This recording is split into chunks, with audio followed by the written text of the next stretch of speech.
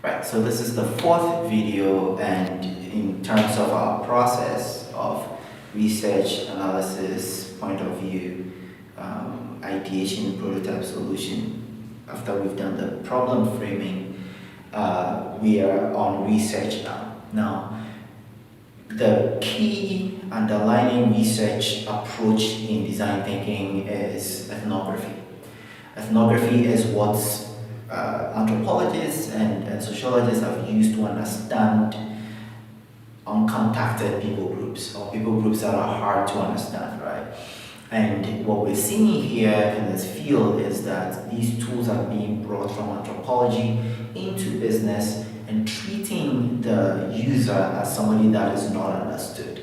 And the goal of this approach is that it is taking your biases off the user so that you can learn something or learn something new, or free yourself, open your mind so that you can learn a lot more about your user than the traditional research of taking a survey questionnaire to them and asking them to rate on a scale of 1 to 3 how they feel about something, right? The example I always use is, if you want to understand the drug dealing trade, you don't go out and hand questionnaires in the street corners to drug dealers, right?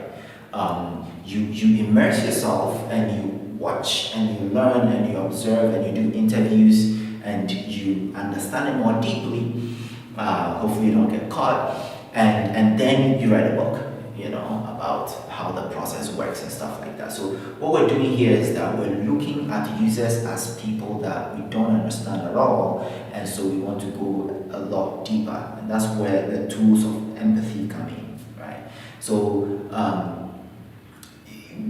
the main there are many tools for research in design thinking, but the few that we focus on, one is depth interviews. So depth interviews are when you are interviewing somebody for about an hour, right? So you're talking about how they study to pass exams, and it's an hour-long conversation. So that the idea is that you are able to dig into so many things, probe into so many things, that give you perspectives that you probably would not have had if the interview was not that long. So that's a depth interview. And then you have observations. A lot of times people do things that they don't realize they're doing, and so observing people go through a certain behavior is always important. Right? Of course, your research might not lend itself to observation, but if it does, definitely a great tool to use. You observe, you video if you can. If you can't, you write down notes rapidly on steps that people took as they went through a particular activity.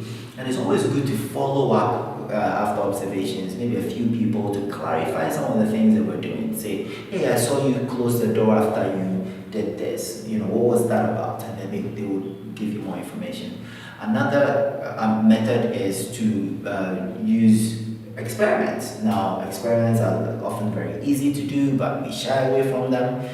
You put people in an experimental group, have another group that's a control group that doesn't have what we call a manipulation, if it's like a payment or you give them food or something like that. So, and then you compare the outcomes in the two groups.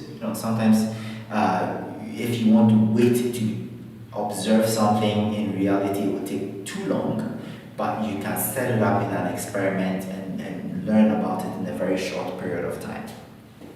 And then we also have diaries. You can use diaries to understand what people are going through, especially if you can't interview them or you can't observe them, right? You give them a diary and you see, every hour write down your craving, throughout the day. So 8 hours you're awake, you have 8 entries for cravings times the number of days that you have. You take this diary and it's a rich amount of data. You can even use very active people who tweet. You can use their Twitter feed or Facebook posts and stuff like that to get an understanding of how they're thinking about certain issues as it comes along. So that's the diary method. And of course you can use analogies, right? So car manufacturers use analogies a lot. If they say they want to build a car that looks like an eagle, everything about the car looks like an eagle, right?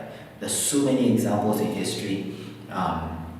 The Eiffel Tower is supposed to have been modeled after the femur, the thigh bone. The Shinkansen fast trained in Japan was they learned from the kingfisher bird and how it's able to dive at top speeds into water to retrieve fish, to build this train because it had the same characteristics. It was going through tunnels very, very fast, and turbulence was disturbing the structure of the train. So analogies are great. One a really good one is an eye surgery operation in India called Aravind, which learned from McDonald's to build their eye surgery operation because the concept of having the same burger taste the same way across states, right? That requires high level of efficiency in the burger production process. So they learn from this to build an eye surgery operation. So you can use analogies as well. There's so many other methods that you can use. So we're hoping that at this point, we're hoping that as the participants have identified their problem and have reframed it, they can use these tools to go out there and collect some data.